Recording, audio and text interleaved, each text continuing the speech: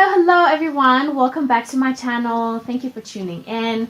Please remember to subscribe to my channel and click the notification bar below for notifications on my new videos. Being natural for the past 7-8 years, I've lost count now. It's 2019.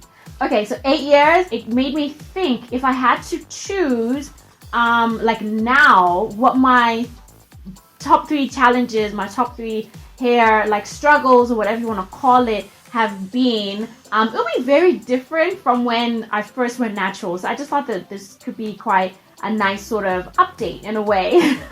Texture discrimination. I wrote about this on my blog a little while ago. I'll try and put the link somewhere in the video, if not in the description box below. And I started this conversation on Instagram as well. And a lot of people had some very interesting thoughts about it. So I'd love to know what you think. If it exists, if you like prescribe to it, if you, I don't know, I don't want to feed anything, but what do you think about it? For me personally, I have definitely experienced texture discrimination. Even now, as a well-known natural hair blogger in South Africa and stuff, I still can feel it from people, but also from some brands. There have been some brands who, you know, I've sort of like, not necessarily approached, but I've come across, and you can see that they're sort of looking at my hair like, I don't know.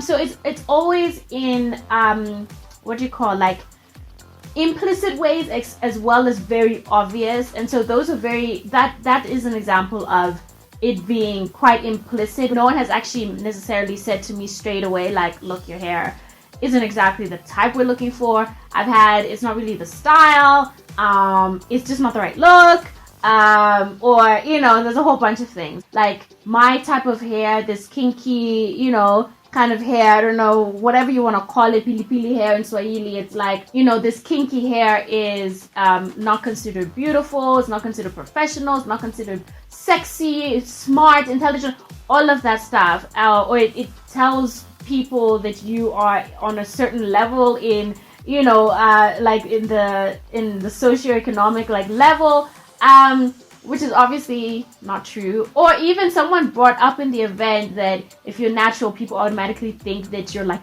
deep and you listen to Erykah Badu and you're all about India Arie and stuff. It's like, guys, I listen to Beyonce. So I listen to Beyonce, I listen to Rihanna and Mariah Carey and all of those, you know. So when I first cut my hair, when I first went natural, it was like, oh my God, you know, you look like you've had a really hard life. And it was just like, someone actually said that to me, by the way. And it was just really like painful, because like the whole reason why I went natural was so that I can embrace a part of me that I've been denying for a long time. And that's, you know, how my hair naturally grows. The fact that I didn't know how to take care of it, and it was all laced in, you know, my beauty and it was like, it really wasn't the right time, if ever a right time, to say that to anybody. I felt like a lot of the comments, the negative thoughts and opinions and stuff were expressed by fellow Black people, fellow Black women. And I think that's something that we really need to, like, I'm glad, obviously, I'm really proud that the natural hair movement has come this far, but we definitely need to, we've got work to do. We've got work to do. Texture discrimination for me is very, very real. And I have had those conversations with some people who have a different hair texture, a sort of like looser hair curl and stuff. And a lot of the times, you know, they've said like, oh no, but that's not even a thing. And we're all, you know, we're all the same. And I think it's all good and well to say that when you're on the other side. Obviously, I also believe that hair is hair is hair. We're all beautiful. We're all gorgeous. It's just that what we're trying to say, at least people like myself who believe that, you know, we are kind of, I don't know, looked at differently and not as beautiful. I just want more representation, and we're getting there, but we're still not there. And for me, that on its own is a like perfect example as to how texture discrimination does actually exist. We're not seeing as many, say, 4C, kinky haired, whatever you want to call us, naturals in, you know, big media spaces. we're the ones who, I can't remember which hairstylist said that, we're the ones whose hair needs to be relaxed. Everyone else can get away with not, but we have to relax this hair. So it's stuff like that that for me is like, yes, it does exist. Or when people look at my hair and, they don't do it now, but before it was like, what? So when are you going to do your hair, And it's not to say that women with looser hair, curl types, don't have any challenges. I know, because I've been through it and I've experienced that, there are times, even as a blogger, that I've kind of been maybe looked over. Someone else was preferred over me in terms of that look. And I've been told that. Then I've experienced the explicit, like especially when my hair was short, like when I big chopped the first time and the most recent time, when it was like, oh, but your hair was so beautiful. And that brings me on to biggest challenge number 2, or rather challenge within the natural hair community. I think that's what I should be sort of labeling at. Not necessarily a challenge that I'm dealing with, but a challenge that I've seen that as a community, we need to kind of get over, basically. And that is length. That, that the only way that you can look beautiful or be beautiful when you're natural is if you have this massive, massive hair. So when I was growing out my hair, I only started getting compliments from people when I was maybe about a year in, and my hair was a little bit shorter than this. This is a little bit shrunken. But even that, the fact that I was there too. We're so obsessed with well, I have to show my length. I have to show my length because otherwise I just I don't feel beautiful. And it's but should we not just be embracing it all? Should we not be embracing all the hair lengths, all the hair types, not just this one is more beautiful than that? I get really sort of sad when some of my followers ask me for advice and they're like, oh, I'm hiding my hair in wigs or braids or whatever it is until it's long enough. And it's just look, again, I've gone through, a similar stage in my hair growth journey where I didn't feel cute. I slapped a weave on and I called it a day. But that was for maybe about a month, and then I was over it, and then I was taking care of my hair. My thing is, if you don't know how to take care of your hair in its shorter state, how are you going to know how to take care of it when it gets longer? It's just going to get even more it'll need even more TLC. So that's a benefit of growing your hair and having it grow out. And also just that whole thing of, oh, I feel like a boy, or I don't feel sexy and stuff. 2 years ago, and you guys remember, I chopped my hair off. It was down to bra strap length. I chopped it all off to start again. It was falling out, postpartum shedding and all of that. And wow, half of my followers were like, yay, this is so inspiring. Whereas the other half was really oh my god, you were why'd you cut your hair? They were so emotionally attached to my hair, and almost oh, womp womp. It was sort of but am I not still beautiful with my short tapered hair? And I love that cut. It made so much sense for my life at the time.